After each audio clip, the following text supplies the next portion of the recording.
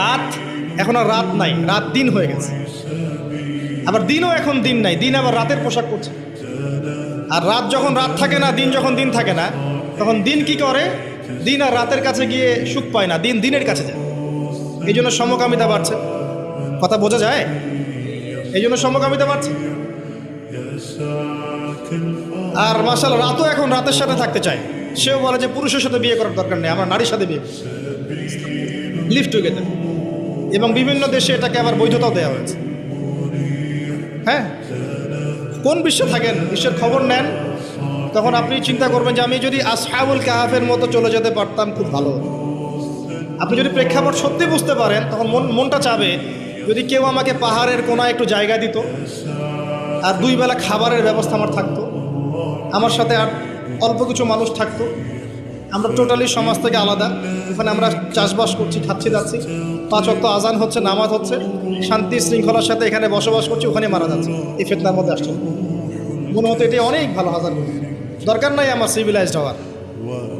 এই হাদিসটা নবী সাল্লাল্লাহু আলাইহি ওয়াসাল্লাম বলেছেন। কিন্তু আখিরুজ জামানে এমন একটা ফিতনার সময় আসবে যখন মুমিনের জন্য কিছু সম্পদ হবে, শ্রেষ্ঠ সম্পদ হবে, কিছু গবাদি পশু, কিছু গরু, কিছু ছাগল, যেগুলো নিয়ে সে পাহাড়ি এলাকায় চলে যাবে, সেখানে একা একা থাকা শুরু করবে, সে তার দিন নিয়ে পালিয়ে যাবে ফিতনা থেকে। এই পৃথিবী মানুষের জন্য তখনই হবে যখন আমরা আল্লাহর খলিফার মতো কাজ করব। পৃথিবীতে মানুষের কাজ যদি শয়তানের খলিফার মতো হয়, তাহলে এই পৃথিবী আমার জন্য নয়, এই পৃথিবী আমাকে সময় দিবে না। কথা বোঝা যায়? এই পৃথিবীতে আল্লাহ পাক মানুষকে পাঠানোর আগে ফেরেশতাদেরকে জিজ্ঞাসা করেছিলেন, আমি পৃথিবীতে খলিফা পাঠাতে চাই। খলিফা কে? খলিফার কাজ কি? খলিফা কি সেই ব্যক্তি যে সারাদিন টিকটক করে? খলিফা কি সেই ব্যক্তি যার নামাজের কোনো খবর নাই? খলিফা কি সেই ব্যক্তি যে রোজাও রাখে না, যাকাতও দেয় না? খলিফা কি সেই যে আল্লাহ বিরোধী আইন করে? খলিফা কি সেই ব্যক্তি যে মুসলিমদেরকে দমন পীড়ন করে, রক্ত ঝরায়? খলিফা কি সে ব্যক্তি যে ব্যক্তি আল্লাহর যাবতীয় আদেশ লঙ্ঘন করে আর নিষেধগুলোর উপর আমল করে? কে খলিফা? আল্লাহ পাক খলিফার সংজ্ঞা দিয়েছেন সূরা সদের মধ্যে। কোন সূরায়? সদ পড়ে দেখেন, শেষের দিকে পাবেন। আল্লাহ পাক বলছেন, ইয়া দাউদ, হে দাউদ আলাইহিস সালাম, ইন্না জাআলনাকা খলিফাতান ফিল আরদ, হে দাউদ আমি তোমাকে পৃথিবীতে আমার খলিফা করে পাঠিয়েছি। ওই যে আদম আলাইহিস সালামকে আল্লাহ পাক খলিফা করে পাঠিয়েছেন, দাউদ আলাইহিস সালামকেও আল্লাহ পাক বলেছেন আমি তোমাকে পৃথিবীতে খলিফা করেছি। তোমার কাজ হচ্ছে ফাহকুম বাইনান নাসি বিল হক, তোমার কাজ হচ্ছে পৃথিবীতে তুমি মানুষের মাঝে আল্লাহর বিধান দিয়ে বিচার ফয়সালা করবে, সত্যের মানদণ্ডে ন্যায় বিচার করবে। ওয়ালা তাত্তাবিউল হাওয়া, নিজের প্রবৃত্তির অনুসরণ করবে না। যদি তুমি প্রবৃত্তির অনুসরণ করো, এটা তোমাকে আল্লাহর সরল পথ থেকে বিচ্যুত করে দিবে। আর যারা আল্লাহর সরল পথ থেকে বিচ্যুত হয়, তাদের জন্য অপেক্ষা করছে যন্ত্রণাদায়ক শাস্তি, বিমা নাসু ইয়াউমাল হিসাব, এই কারণে যে তারা হিসেবের দিনটা ভুলে গেছে। খলিফার ফাংশন কি বুঝতে পারলেন? পৃথিবীটা তখনই আমাদের হবে যখন আমরা আল্লাহর খলিফা হতে পারবো। আল্লাহর খলিফা কোশ্চিন কালেও আল্লাহর অবাধ্য হয় না, আল্লাহর আদেশ এবং নিষেধকে লঙ্ঘন করে না। আর দাউদ আলাইহিস সালাম এমন একজন নবী ছিলেন যিনি জেরুজালেম থেকে সারা বিশ্ব শাসন করেছিলেন, এবং তার পরবর্তীতে তার সন্তান সুলাইমান আলাইহিস সালাম তিনিও একই কাজই করেছেন। বরং সুলাইমান আলাইহিস সালামের সময় আল্লাহ পাক তাকে এত ক্ষমতা দিয়েছিলেন যে জিনজাতি পর্যন্ত তার আনুগত্য করত।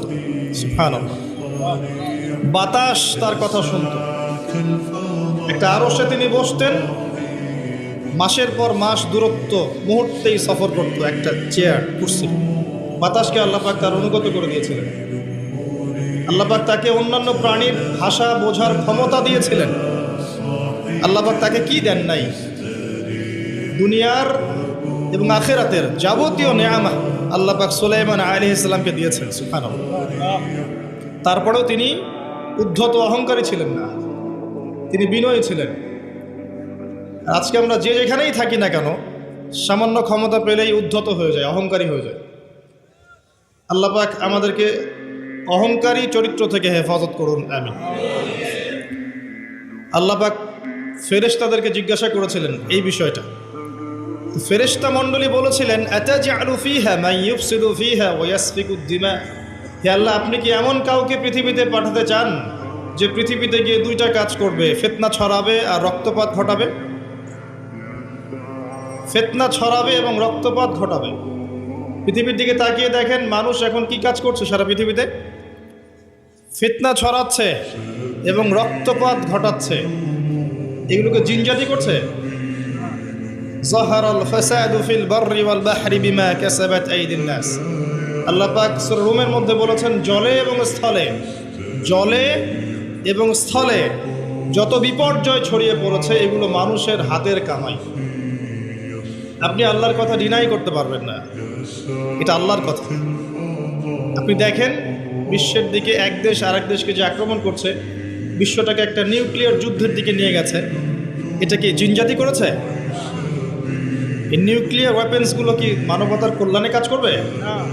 একটা যদি আল্লাহ না করুক বিস্ফোরিত হয়, আর এটা সমূহ সম্ভাবনা আছে যে হতেই পারে আগামীতে, তখন বিশ্বের এই অবস্থা থাকবে? কোশ্চিন গেল থাকবে না। আপনি দেখেন অর্থনীতির মধ্যে আমরা যে সুদভিত্তিক অর্থনীতি চালু করেছি, এটা কি জিনজাতি করেছে? আর এর মধ্য দিয়ে কি আমাদের কল্যাণ হচ্ছে?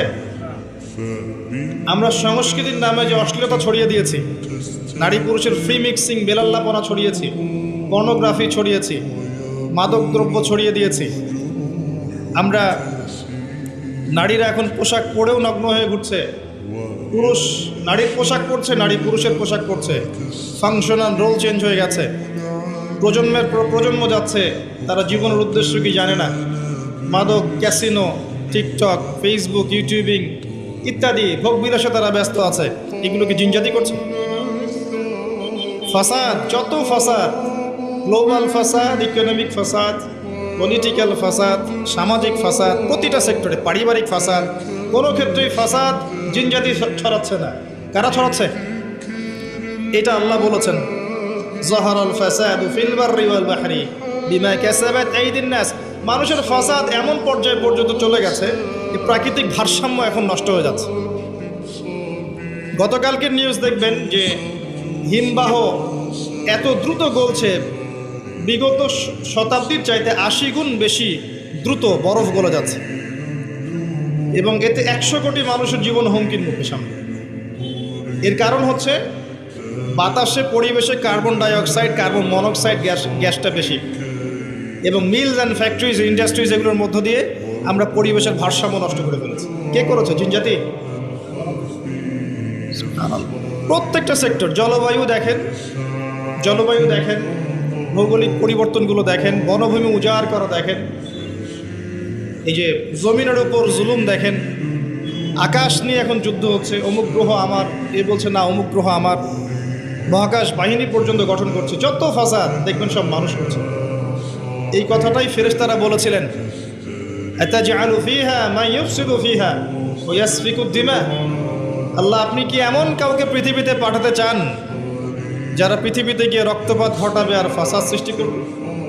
আল্লাহ পাক সেই কথাই বলেছেন সূরা রুমের মধ্যে, জলে স্থলে যত বিপর্যয় এগুলো মানুষের হাতের কামাই। অস্বীকার করার কোনো বুদ্ধি নাই, এগুলো আমাদের হাতের কামাই। ব্যক্তিগত পর্যায়ে ওয়াল আসরি, সময়ের কসম, কেউ যদি সময়কে মূল্যায়ন না করে সে নিজে তার নফসের উপর জুলুম করবে, ফাসাদ সৃষ্টি করবে না? আসেন, এরপরে আল্লাহ পাক মানুষ সৃষ্টি করলেন আদম আলাইহিস সালামকে, এবং তাকে জ্ঞান শিক্ষা দিলেন। ওয়াল্লামা আদামাল আসমা কুল্লাহা। আল্লাহ পাক আদম আলাইহিস সালামকে সমস্ত জ্ঞান শিক্ষা দিয়েছেন। বলেন সুবহানাল্লাহ। সমস্ত নামকে শিক্ষা দিয়েছেন। জ্ঞান কি বুদ্ধি থেকে আসে না অভিজ্ঞতা থেকে আসে?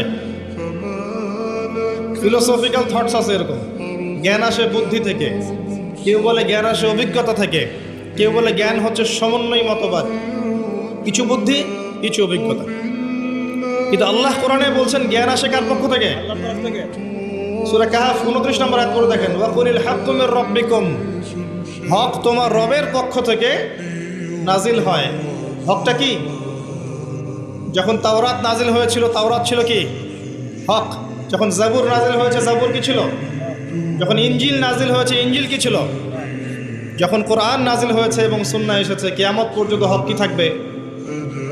অন্য কোনো হকের মানদণ্ড থাকবে? যদি কোনো বিষয়ে কোরআন এবং সুন্নাহর সাথে মেলে, এটা মানতে কোনো আপত্তি আছে?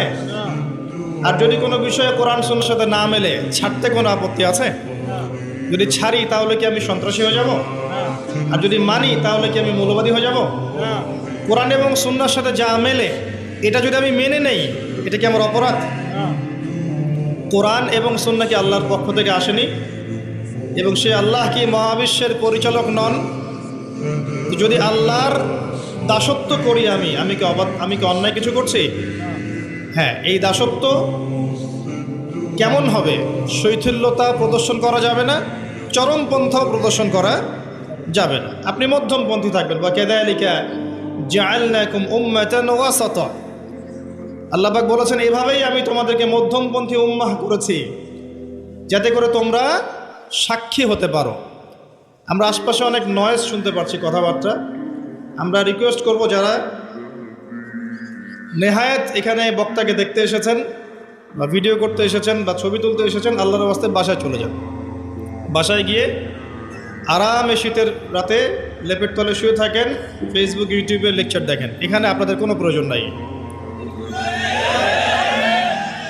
আর যারা এখানে এসেছেন দিনের জ্ঞান শিখতে, জানতে, সরাসরি ইলম অর্জন করতে, তাদের জন্যে স্বাগতম, আহলান ওয়া সাহলান। আপনাদের জন্য আমি বসে আছি, আপনারাও আমার জন্য বসে থাকেন।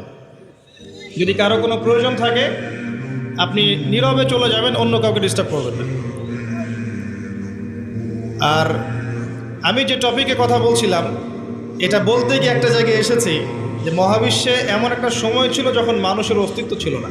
এটা বোঝাতে গিয়ে আপনাকে বললাম যে আদম আলাইহিস সালামকে আল্লাহ পাক সমস্ত নাম শিক্ষা দিয়েছিলেন। এরপর কি করেছেন? তার সঙ্গিনী সৃষ্টি করেছেন। কোথা থেকে?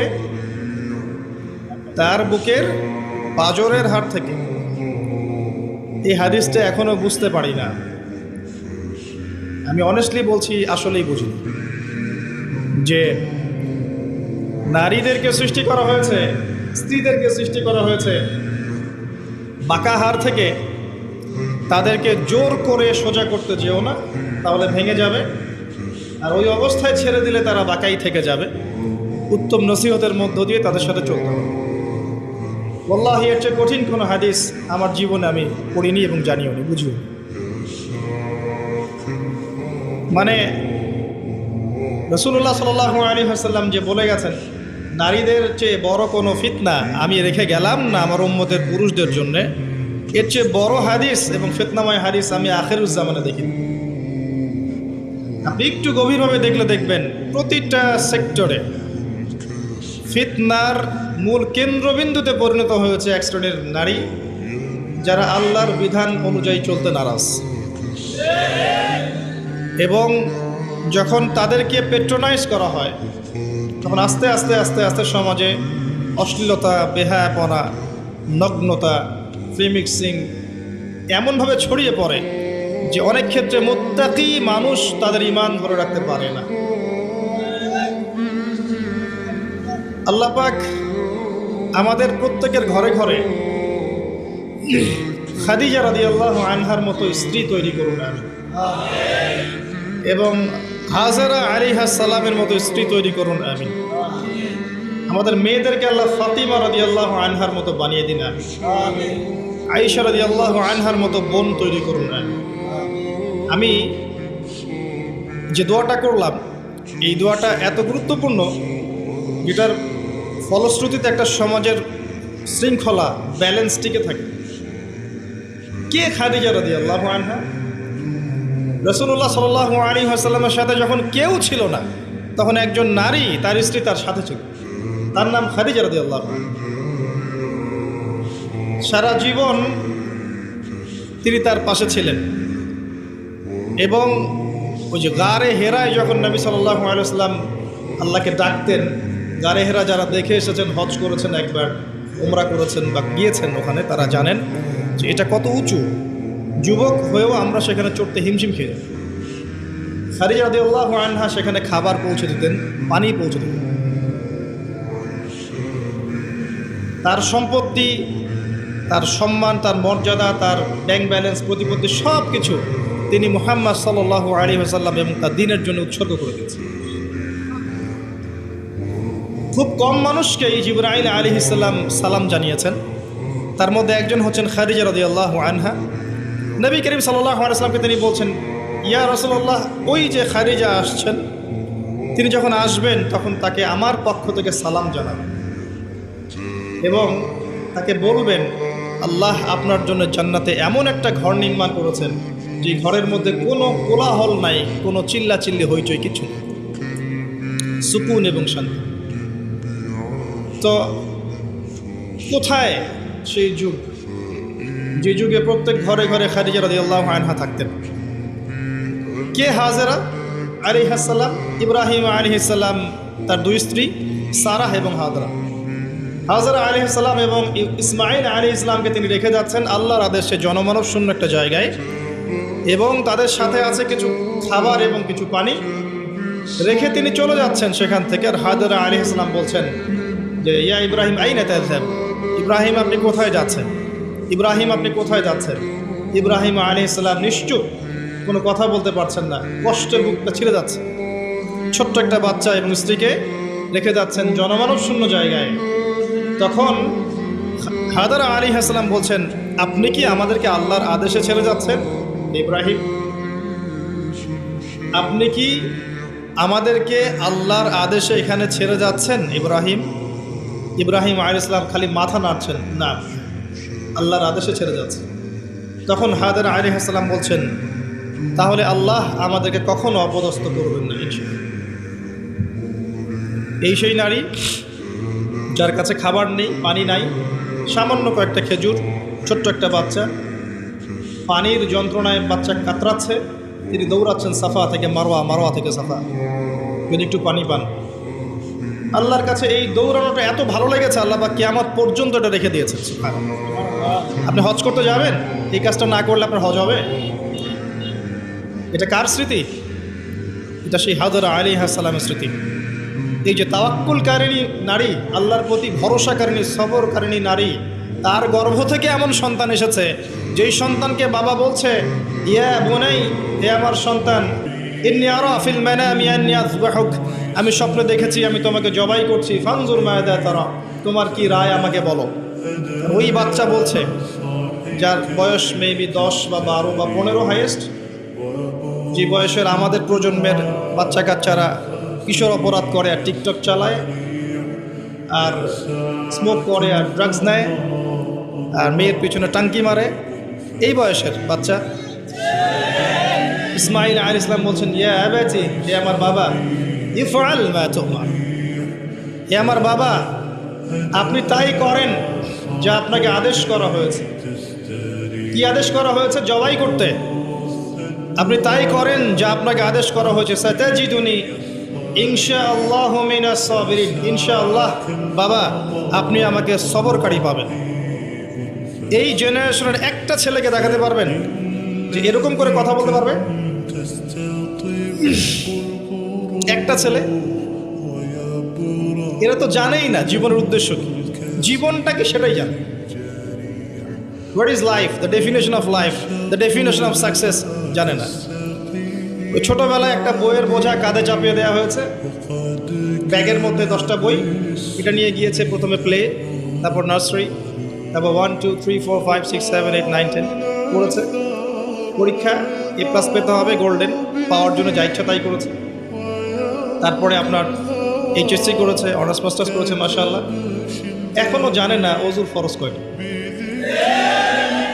এখনও জানে না যে কোরআন কি জিনিস, কোরআনের মধ্যে আল্লাহ কি বলেছেন, হাদিস, প্রফেটিক লাইফস্টাইল কি, হাদিস কি, নবী সাল্লাল্লাহু আলাইহি ওয়াসাল্লামের জীবনী আবার কি জিনিস, তার স্ত্রীদের নাম, কত সালে বদরের যুদ্ধ, কত সালে উহুদ, কীভাবে তিনি দিন প্রতিষ্ঠা করেছেন, সাহাবায়ে কেরামের জীবনী, ইসলামী খেলাফত, ইসলামের ইতিহাস, টোটালি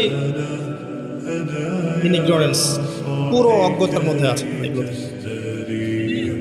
এরপরেও তাদের পিতামাতার অ্যাটিটিউড দেখলে মনে হয় যে এগুলো সোনার ছেলে এবং মেয়েদের দিকে তাকান ওই বয়সেরই, সারাদিন মেকআপ বক্স, নতুন কি জামা আসছে, নতুন কোন ফ্যাশন আসছে, কোন ড্রেসটা পরে মার্কেটে গেলে মানুষ আমাকে দেখবে বেশি, তারপরে ছেলের পোশাক নতুন নতুন কোনগুলো আসছে যেগুলো এখন মেয়ের পোশাক হিসেবে ব্যবহার করা যায়, ফেসবুকিং, চ্যাটিং, স্ন্যাপচ্যাট, ইনস্টাগ্রাম, ছবি, নিজের ছবি নিজেই তুলছে, নিজেই হাসছে, একাই হাসে, একাই ছবি তোলে, একাই আপলোড করে। কি মনে হচ্ছে আপনাদের কাছে? এবং নবী করিম সাল্লাল্লাহু আলাইহি ওয়াসাল্লাম কিন্তু বলেছিলেন আখিরুজ জামান, কিয়ামত হবে না ততদিন পর্যন্ত যতক্ষণ না এমন কিছু নারী সমাজে বের হচ্ছে, নিসাউন কাসিয়াতুন আরিয়া, যে নারীরা কাপড় পরেও নগ্ন থাকবে। জি, আপনার স্ত্রীর কথাই বলছি, তার কথাই বলেছেন নবী সাল্লাল্লাহু আলাইহি ওয়াসাল্লাম, নিসাউন কাসিয়াতুন আরিয়া। আপনার বোনের কথাই বলছি, আপনার মেয়ের কথাই বলছি, কাপড় পরেও নগ্ন থাকবে। ব্যাখ্যা আমার কাছে জিজ্ঞাসা করার দরকার নেই, আপনিই ভালো জানেন। মহিলাতুন মামেলাত, নিজেও আকৃষ্ট হবে, অন্যকে আকৃষ্ট করবে। আল্লাহ রসুল বলছেন এরা জান্নাতের গন্ধ কখনো পাবে না, যদিও বা জান্নাতের গন্ধ 40 বছরের দূরত্ব থেকে পাওয়া যায়। জীবনের উদ্দেশ্য জানে না তারা। এই নারীদেরকে পাওয়ার জন্য যখন আপনি ব্যস্ত হয়ে আছেন, তখন আপনি নিজের পায়ে কুড়াল মারছেন না, বরং কুড়ালেই পা মারছেন। এদেরকে পাওয়ার জন্য আপনি যখন ব্যস্ত হয়ে আছেন, তখন আপনি কুড়ালে পা মারছেন, নিজের পায়ে কুড়াল মারছেন। যখন তারা আপনার ঘরে আসবে, কশ্চিনকালেও তারা ইসমাইলের মতো সন্তান জন্ম দিতে পারবে না। এবং তাদের চাহিদা পূরণ করতে আপনার সারা জীবনটা শেষ হয়ে যাবে। আপনার চাহিদা পূরণ করতে এবং সন্তুষ্ট করতে আপনি হিমশিম খেয়ে যাবেন, দিন একদিকে চলে যাবে, দুনিয়া আর একদিকে চলে যাবে। হাজার চেষ্টা করলেও দেখবেন আপনি দিন নিয়ে চলতে পারছেন। টোটালি ফিতনাময় পরিবেশ। ইনশাআল্লাহ আমি 14 ফেব্রুয়ারির আগে আরেকটা কনস্ট্রাকটিভ লেকচার দিব ইনশাআল্লাহ, অপেক্ষায় থাকেন। কিন্তু আজকে এই টপিকটা আমি এখানে বলতে চাচ্ছি না, কারণ আমার মূল টপিকটা থেকে আমি সরে যাব। যতটুকু বলার বলছি, কিন্তু পুরো ডিটেলস আমি বিষয় আজকে বলতে পারবো না, সময় পাবো না। এতটুকু শোনেন, যে বয়সে ইসমাইল আলাইহিস সালাম এই কথাটা বলেছেন, এই বয়সের জেনারেশন আমাদের দেশে কি করছে দেখে নেন, বিশ্বে কি করছে দেখে নেন। হ্যাঁ, এতটুকু বলি, আপনি এই বয়সে যাই করছেন, ইসরায়েলের ইহুদির সন্তানরা ওই বয়সে তাই করছে না। জি, তারা আপনার আমার মতো কাজ করছে না। ওরা জানে ওদের উদ্দেশ্য কি। ওরা আমাদেরকে আমাদের উদ্দেশ্য থেকে সরিয়ে দিয়েছে, ওরা জানে ওদের উদ্দেশ্য কি। ওরা চায় বিশ্ব শাসন করতে, এবং তারা সেটা করে দেখাচ্ছে। আর আমরা তো জানি না যে আমরা একটা সিংহের জাতি, বীরের জাতি। সারা বিশ্ব আমরা দাপিয়ে বেরিয়েছি এক সময়, শতাব্দীর পর শতাব্দী। এটা আমাদের যুব সমাজ জানেই না। মনে করিয়ে দেওয়া লাগে খালিদ বিন ওয়ালিদ একজন বীর ছিলেন, উমর ইবনুল খাত্তাব একজন বীর ছিলেন। এগুলো তাদেরকে বোঝানো লাগে, বলে দেওয়া লাগে। আপনি রাস্তায় হাঁটেন এবং এই নর্মাল সোসাইটির ছেলেদেরকে মাইক নিয়ে নিয়ে জিজ্ঞাসা করেন, উমর রাদিয়াল্লাহু আনহু কত বছর বয়সে ইসলাম কবুল করেছে তুমি জানো? বলবে যে উমর রাদিয়াল্লাহু আনহু কে। দেখবেন যে দেশের কথা জিজ্ঞাসা করেন, স্বাধীনতা দিবস কবে, ভাষা দিবস কবে, জিজ্ঞাসা করেন আন্তর্জাতিক মাতৃভাষা দিবস কবে। হিউজ অ্যামাউন্ট অফ পিপল আছে বাংলাদেশে, বলতে পারবে না কোন দেশে, সিরিয়াসলি বলতে পারবে না। ইংলিশ মিডিয়াম ব্যাকগ্রাউন্ডের প্রচুর সন্তান আছে, আর এটা আমার চেয়ে ভালো আপনি জানেন, আমরা এই ব্যাকগ্রাউন্ড থেকে উঠে আসছি।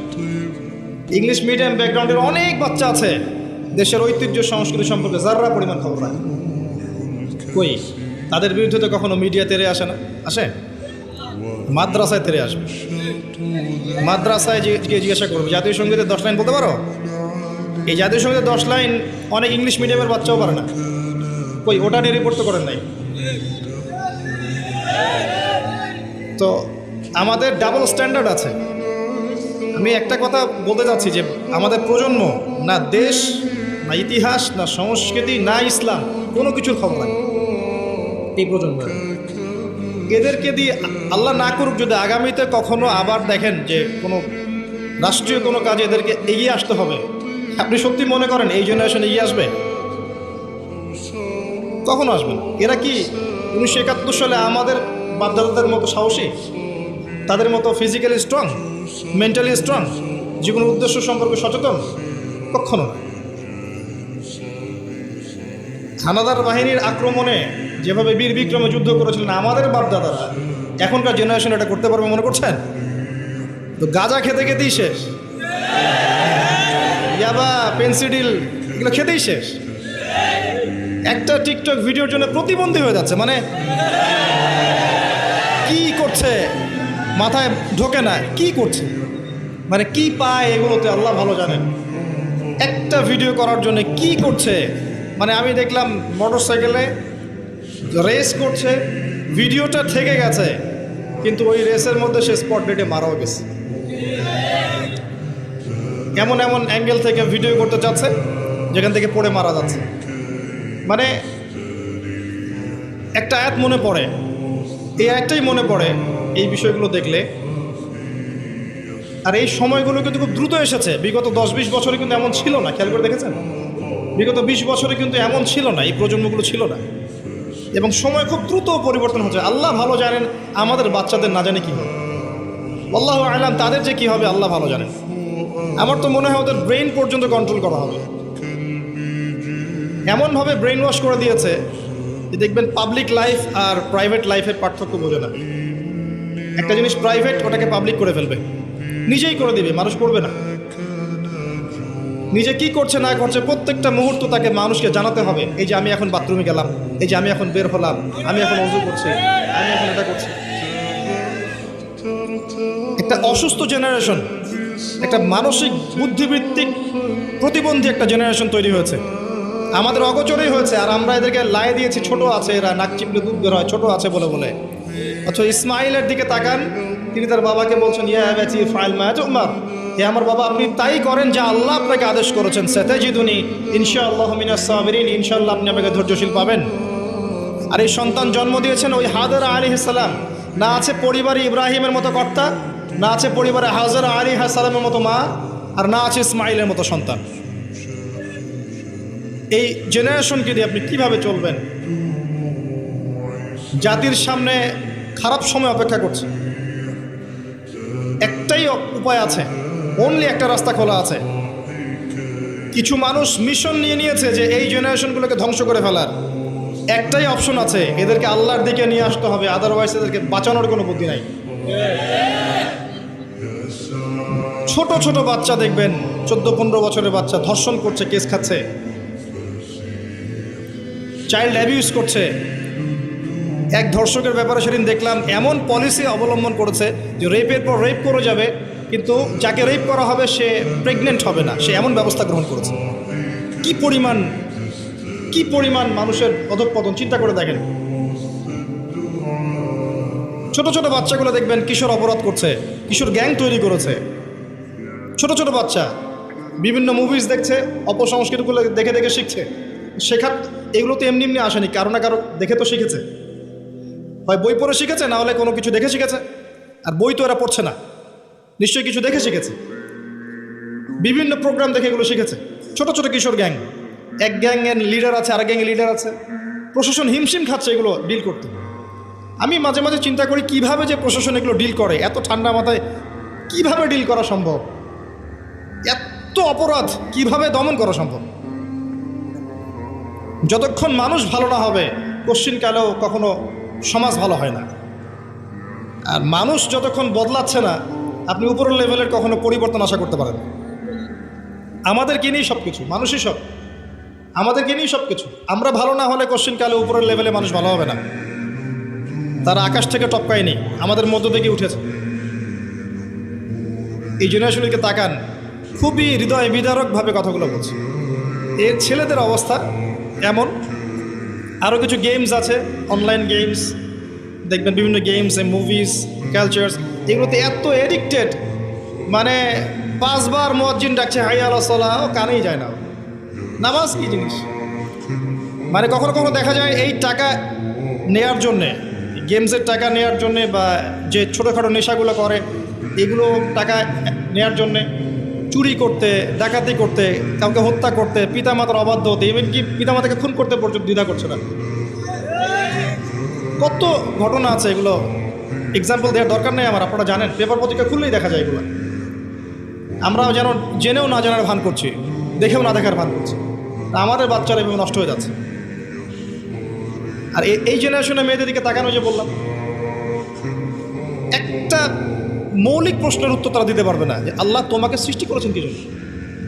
তুমি যে পৃথিবীতে আসছো, তুমি যে নাচো, তুমি যে বিউটি কন্টেস্টে যাও, তুমি যে অশ্লীল পোশাক পরে হাঁটো, তুমি যে এমন পোশাক পরো যে পোশাক পরে তোমার গায়ের সব কিছু দেখা যায়, তুমি যে এভাবেই নগ্ন হয়ে রাস্তাঘাটে শপিং মলে ঘুরছো, তুমি যে একটা পরিবারের স্ত্রী, তোমার যে পরিবারের উপর কিছু দায়িত্ব আছে, এ সম্পর্কে তোমার কোনো ভ্রুক্ষেপ নাই, স্বামী থাকা সত্ত্বেও যে তুমি পরকীয়া করছো, তোমার সন্তানকে যে প্রতিপালন করছো না, এমনকি সন্তান নিতেও তার আগ্রহী না, মানে এত প্রবলেমস। তোমাকে সৃষ্টি করেছেন কি জন্য আল্লাহ পাক পৃথিবীতে? আর তোমরা যদি এই জমিন না থাকতা, এই দুনিয়ার কোনো পরিবর্তন হতো কিনা? এই প্রজাতিগুলো, এই প্রাণীগুলো, এই গবাদি পশুগুলো যদি পৃথিবীতে না থাকতো, তাহলে কি পৃথিবীর ভারসাম্য নষ্ট হয়ে যেত? পৃথিবী কি ধ্বংস হয়ে যেত? আল্লাহ পাক সৃষ্টি করেছেন কেন, এই উত্তরটুকু জিজ্ঞাসা করেন, নিজেও নিজেকে জিজ্ঞাসা করেন, আপনার ছোট ভাইকে জিজ্ঞাসা করেন, এই ইয়াং জেনারেশনকে জিজ্ঞাসা করেন, এবং মেয়েদেরকে জিজ্ঞাসা করেন, আল্লাহ তোমাকে সৃষ্টি করেছেন কেন বলো তো? এই পৃথিবীতে তুমি আছো কি জন্যে? মানে আমরা যে পৃথিবীতে আছি, আমরা সবাই, আমরা না থাকলে পৃথিবীর কি ক্ষতি হবে সেটা আমাকে বলেন। এক সময় কি আমরা ছিলাম? তখন পৃথিবীর কোনো ক্ষতি হয়েছে? এক সময় যে আমরা থাকবো না, তখন কি পৃথিবী থেমে থাকবে? মাঝখানের এই সময়টা আমরা কি জন্য আসছি পৃথিবীতে? এই মৌলিক একটা প্রশ্নের উত্তর, এর উত্তর খুঁজে পায় সে আল্লাহর কাছে চলে আসবে। এর উত্তরটা কি জানেন? ওয়ামা খালাকতুল জিন্না ওয়াল ইনসা ইল্লা লিয়াবুদুন। আল্লাহ আবেগ মাখা কণ্ঠে বলছেন, আমি মানুষ এবং জিন জাতিকে শুধুমাত্র আমার ইবাদত করার জন্যই সৃষ্টি করেছি।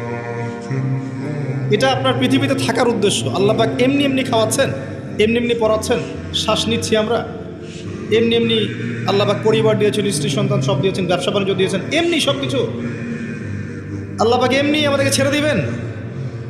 সূরা কিয়ামত শেষের দিকে আছে, মানুষ কি ভেবেছে তাকে এমনি ছেড়ে দেওয়া হবে? মানুষ কি ভেবেছে তাকে এমনি ছেড়ে দেওয়া হবে? সূরা আনকাবুতের দিকেও আছে, প্রথমের দিকে, তোমরা কি ভেবেছো এমনি এমনি ছেড়ে দেওয়া হবে? সূরা বাকারা আল ইমরানের দিকেও আছে, আম হাসিবতুম আন তাদখুলুল জান্নাহ, এমনি এমনি জান্নাতে চলে যাবে? নিছক খেলার ছড়া আল্লাহ পাক পৃথিবীতে আমাদেরকে পাঠান নাই, সৃষ্টি করেন। এর উত্তরটা এটাই, আল্লাহ পাক আমাদেরকে পাঠিয়েছেন তার ইবাদত করার জন্য। এটাই আমি বলতে চাচ্ছিলাম, যে আল্লাহ রাব্বুল আলামিন মানুষকে পৃথিবীতে পাঠিয়েছেন। এর আগে পৃথিবীতে এমন সময় চলে গেছে মহাবিশ্বে মানুষের অস্তিত্ব ছিল না। আল্লাহ পাক নাম শিখিয়েছেন, আল্লাহ পাক তার সঙ্গিনী সৃষ্টি করেছেন, এরপর জান্নাতে রেখেছেন এবং ফেরেশতাদেরকে দিয়ে সেজদা পর্যন্ত করিয়েছেন। আমাদেরকে আল্লাহ পাক সেজদা করিয়েছেন ফেরেশতাদেরকে দিয়ে। সুবহানাল্লাহ। এই জেনারেশন এবং আমরা যারা চলছি, যারা নামাজ পড়ি না, যারা রোজা রাখি না, যাকাত দেই না, আল্লাহর হুকুম আহকাম মানি না, মিথ্যা বলি, সুদ খাই, জেনা করি, মদ খাই, চুরি করি, দুর্নীতি করি, প্রতারণা করি, ঠকবাজি করি, আমাদেরকে আল্লাহ পাক সেজদা করিয়েছেন ফেরেশতাদেরকে দিয়ে। সাউন্ডস ক্রেজি না? এটা আসলে উদ্ভট মনে হচ্ছে না কথাটা? কোন মানুষরা এটার যোগ্য? এই মানুষরা কি সেই এটার যোগ্য? আল্লাহ পাক জান্নাতে রেখে পরীক্ষা করেছেন, এরপর দুনিয়াতে যখন পাঠিয়েছেন তখন দুই দলকে পার্থক্য করে দিয়েছেন। একটা হচ্ছে আল্লাহ পাক বলেছেন যে কুল নাহবিতু মিনহা জামিআ, তোমরা পৃথিবীতে নেমে যাও, ফাইম্মা ইয়াতিয়ান্নাকুম মিন্নী হুদান, তোমাদের কাছে আমার পক্ষ থেকে হেদায়েত আসবে, আল্লাহর কিতাব আসবে, নবী রাসূল আসবেন, হেদায়েত আসবে। ফামান তাবিআ হুদায়া ফালা খাউফুন আলাইহিম ওয়ালা হুম ইয়াহজানুন, যারা আমার হেদায়েত মেনে চলবে তাদের কোনো ভয় নাই, কোনো দুশ্চিন্তা নাই, যে জান্নাত থেকে এসেছেন ওই জান্নাতে ফিরে যাবেন ইনশাআল্লাহ। এটা এক শ্রেণীর মানুষ। আর এক শ্রেণী ওয়াল্লাযীনা কাফারু ওয়া কাযযাবু বিআয়াতিনা, আর যারা কুফরি করবে এবং আমার আয়াতকে মিথ্যা প্রতিপন্ন করবে, উলাইকা আসহাবুন নার, এরা হচ্ছে জাহান্নামের অধিবাসী, হুম ফিহা খালিদুন, তারা সেখানে চিরস্থায়ী। কি জিনিস এটা? নবী সাল্লাল্লাহু আলাইহি ওয়াসাল্লাম দেখে এসেছেন।